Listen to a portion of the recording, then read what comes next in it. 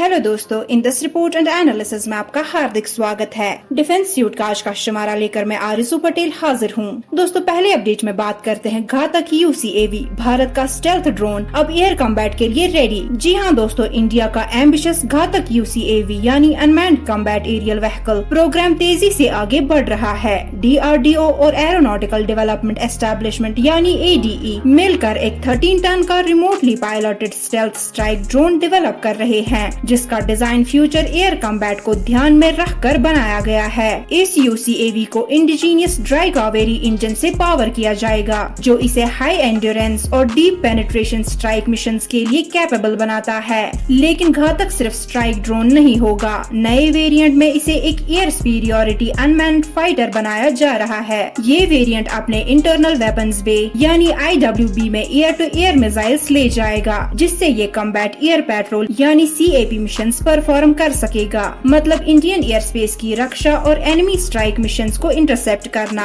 अभी final funding का approval pending है, लेकिन ADE और DRDO पहले से ही एक प्रोटोटाइप पर काम कर रहे हैं, जो इंजीनियरिंग मॉडल के रूप में टेस्ट फेज के लिए क्रिटिकल सिस्टम्स वैलिडेट करेगा। घातक UCAV स्टेल्थ और ऑटोनॉमी के फ्यूजन के साथ इंडिया के अनमैन्ड वॉरफेयर कैपेबिलिटीज को एक नए लेवल पर ले जाने वाला है। दोस्तों, अगले अपडेट में आपको बता दूं, BrahMos LR with 800 kilometre range, अब दुश्मन भी सेफ जोन में नहीं। जी हाँ दोस्तों, इंडिया की डिफेंस कैपेबिलिटी एक और जबरदस्त लीप लेने वाली है, क्योंकि ब्रह्मोस सुपरसोनिक क्रूज मिसाइल का 800 किलोमीटर रेंज वाला अपग्रेडेड वर्जन अब इंडियन आर्मड फोर्सेज में अगले 2-3 सालों में इंडक्ट होने के लिए रेडी है। 2025 की शुरुआत में बे ऑफ बंगाल में इसका पहला सक्सेसफुल टेस्ट किया गया, जो एक हिस्टोरिक माइलस्टोन था। ये अपग्रेडेड वर्जन ब्रह्मोस LR यानी लॉन्ग रेंज के नाम से जाना जाएगा।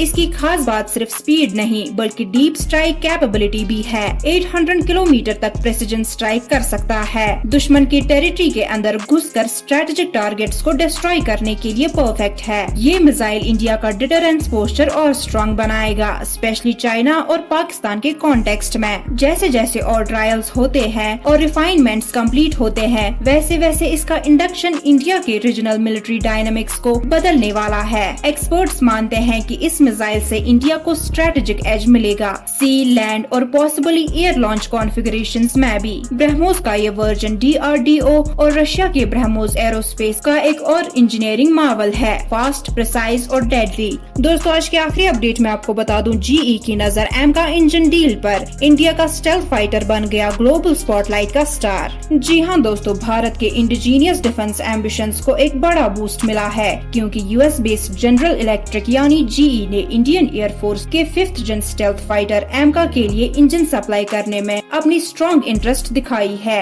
इकोनॉमिक टाइम्स के रिपोर्ट के मुताबिक GE के चेयरमैन और CEO लैरी कल्प ने कंफर्म किया है कि उनकी कंपनी इस कॉन्ट्रैक्ट के लिए कम्पीट करने के लिए तैयार है, और उन्होंने इंडिया को एक स्ट्रेटेजिक एरोस्पेस मार्केट के रूप में हाईलाइट किया। ये डेवलपमेंट तब आई है जब इंडिया अपने एडवांस्ड मीडियम कॉम्बैट एयरक्राफ्ट यानी AMCA प्रोग्राम को स्पीड अप कर रहा है। रीजनल थ्रेट्स जैसे पाकिस्तान और चाइना के स्टेल्थ कैपेबिलिटीज को ध्यान में रखते हुए AMCA भारत का नेक्स्ट जन फाइटर बनने जा रहा है, जिसमें स्टेल्थ, सुपर क्रूज और एडवांस्ड एवियोनिक्स जैसे फीचर्स होंगे। लैरी कल्प ने इंटरव्यू में कहा, हम काफी इंटरेस्टेड है। अगर आप देखें कि हमें तेजस के लिए 404 इंजन के साथ क्या किया है, तो AMCA के लिए भी हम उसी एनर्जी के साथ रेडी है। GE का ये इंटरेस्ट न सिर्फ AMCA प्रोजेक्ट के लिए इम्पोर्टेंट है, बल्कि ये इंडिया US डिफेंस पार्टनरशिप को भी एक नए लेवल पर ले जा सकता है, स्पेशली इंजन टेक, जहां भारत को अब तक डिपेंडेंसी रही है। तो चलिए दोस्तों, ये वीडियो यहीं पे समाप्त करते हैं। मिलते हैं अगले वीडियो में कुछ नई अपडेट्स के साथ। तब तक के लिए अपना और अपनों का ख्याल रखिए। अपनी होस्ट और दोस्त आरिज़ू पटेल को इजाजत दें। In this report and analysis के साथ जुड़े रहने के लिए आप